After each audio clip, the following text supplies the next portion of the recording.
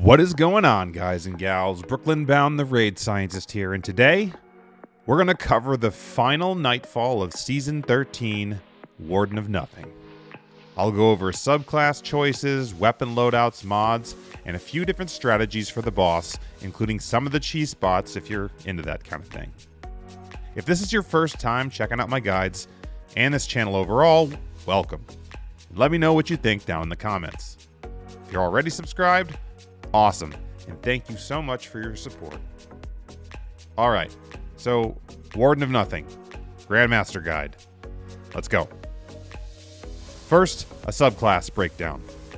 In my opinion, the optimal boss melt loadout is 2 Chaos Reach Warlocks with Geomag Stabilizers and 1 Bottom Tree Nightstalker Hunter for Tether and Invis. Now obviously this isn't the only class combo that will work, especially if you'd rather cheese the boss, but overall I think Hunter running Bottom Tree Nightstalker is the best Hunter option. You can invis the team and yourself frequently, and is extremely handy in the room where you have to dismantle the mines. Yes. Omnioculus is also a great exotic for the extra smokes, and giving your team some energy after invising them. If you don't have that, things like Wormhusk Crown, Assassin's Cowl are also very good. Warlock, as I mentioned, Chaos Reach is probably the best. You can use your super clearing out groups of enemies, champions, and the mini-bosses, as well as deal massive damage to the final boss. If you're not going for a boss melt, Stasis or Well of Radiance could also be decent options, and if you're running Stasis, make sure you maximize your Intellect and Discipline for your turret, and on Well, make sure you run Phoenix Protocol and focus on Intellect. For Titan, once again, if you're going for the boss melt, the Curse of Falling Stars and Thunder Crash is probably the best. But if you're cheesing or going defensive, then Banner Shield with Ursa Furiosa is probably the best. Remember that if you are doing the Curse of Falling Stars and Thunder Crash, make sure there's not too many enemies around when you do it, because it's going to put you in harm's way and you're probably going to die. For weapons, the tricky part to this strike is that you'll encounter all 3 champions: Overload, Anti-Barrier, and Unstoppable. So, you'll need to balance your loadouts across your team so that you'll have at least 2 ways to stun each champion type. This season, Anti-Barrier rolls on snipers and scouts, Overload rolls on bows and SMGs, and Unstoppable on hand cannons and pulses.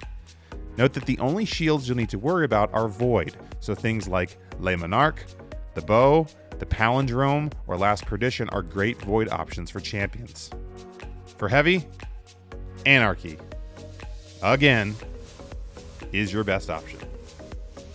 If you don't have it, things like Izanagi aren't bad here either, especially if it's paired with a heavy machine gun or maybe even a lasting impression rocket launcher for boss DPS and champions. Once again, depending on your strategy at the boss room, you'll want to adjust your weapon choices a little, if you're going for a boss burn or if you're going to hide and cheese him. For mods, make sure you rock your reserves and finders for your special and heavy weapons. Protective Light and Taking Charge are great for defensive purposes, and also make good use of your artifact mods. Sundering Glare is a very good mod that will debuff enemies from repeated precision hits. This is very good on the champions and at the boss. Also, if anyone is using Stasis, make sure to have the others equip Focusing Lens to boost damage of light abilities against frozen targets. Okay, so let's get into the strike specifics. Once again, this strike really isn't too hard except for a few tricky spots. The first major area will have some minor enemies and a single overload in the back. So just stay back, clear the enemies from a distance, and make your way into the tunnels with the trams. Take your time avoiding the trams and clearing the enemies along the way. And when you get to this area, stay back and clear the exploding barrels and take out the Hydra from afar. Then, push up and there will be an Unstoppable to take out. Then, as you approach the next set of tracks, take out the Anti-Barrier from a distance before pushing up. If you were unaware, the safest and easiest way to travel through this area is to just climb on top of the track as shown and traverse up top until you get to this large group of ads. It will have 1 Unstoppable in the front and then an Anti-Barrier Colossus way in the back. Clear the Unstoppable and shoot the barrier from afar, because his blast cannon will basically one-shot you, so you do not want to get too close. The next main area is one of the trickier spots.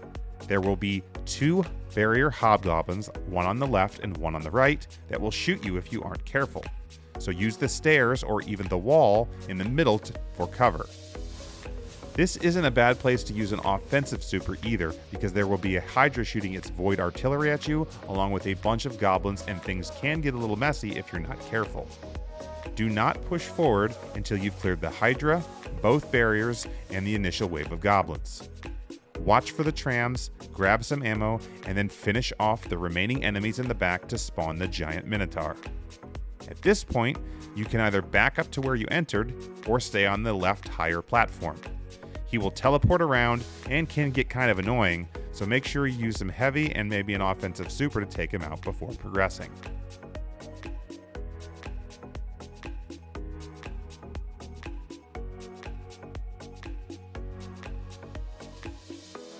Now, you'll travel up the pipes into the next area. Make sure that throughout the strike, when you enter these pipes, try to do so separately and not in a group, because the game can glitch out and kill you if 2 guardians get too close to each other as they're traveling through them. As you go up, slowly clear out the adds in the next room, watching for the snipers in the back, and then 2 unstoppables that will push you. It is a relatively easy area that you can clear out and then head up into the mine room. The mine room is probably the hardest part of the entire strike, but if you understand the mechanics of how it works and where everything spawns and when it spawns, it's really not too bad. There are a few ways you can do this depending on your team composition. First and foremost, clear out the Overload Minotaur first and all the minor enemies. Then finish with the 2 barriers. Note that once the final champion dies, it'll trigger the mines phase, so don't finish the last champion off until your team is on the same page and ready to go. Another tip is to destroy and trip all the ground mines before killing the champions as well, because when you're trying to defuse the large mines, it can cause problems and slow you. Now, as I said, once you clear all the enemies, you will spawn the first mine to defuse in the middle, Mine A. The best strategy here is to ignore it and focus on the adds that are spawning out of the doors in the middle area, as shown. Spawn trap, kill the goblins, and then spawn trap and burn the anti-barrier. You literally get a full minute of time to capture point A, so don't rush yourself. Clear the adds in the barrier and then go cap it. Do watch out for an unstoppable that spawns over by B as well and can push forward.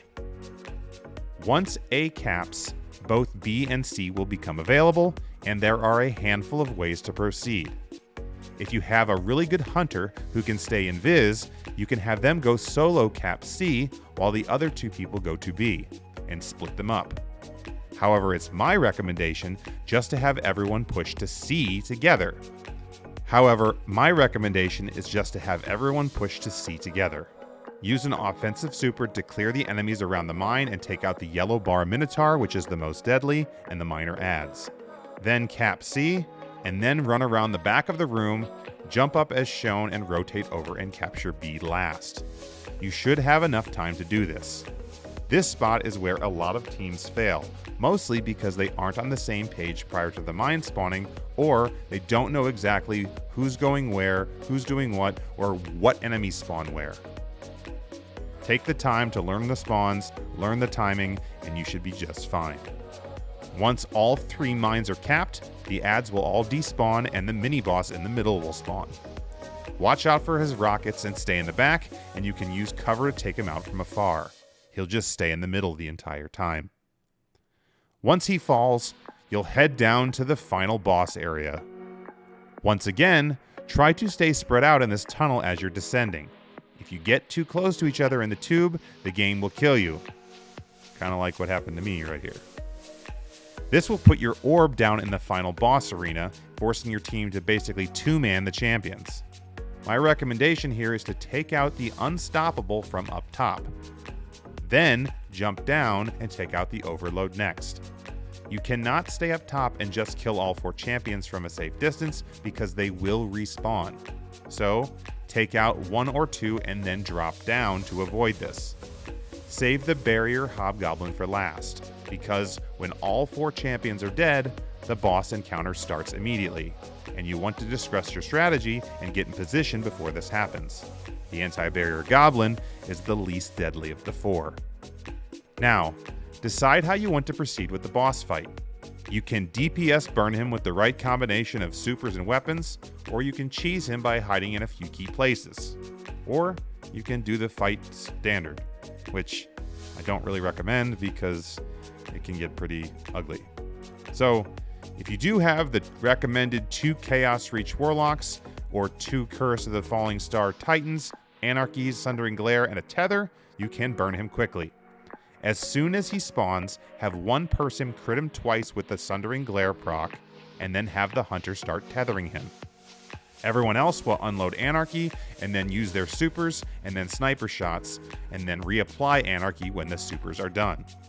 This strategy, as shown on screen, you can see he drops pretty fast. If you don't have that combination of weapons, Izanagi's Burden with lasting impression rockets with Sundering Glare, I've also seen burn him pretty quick. You can also cheese this boss from a few spots. The first one is just outside from behind where he spawns on an invisible ledge.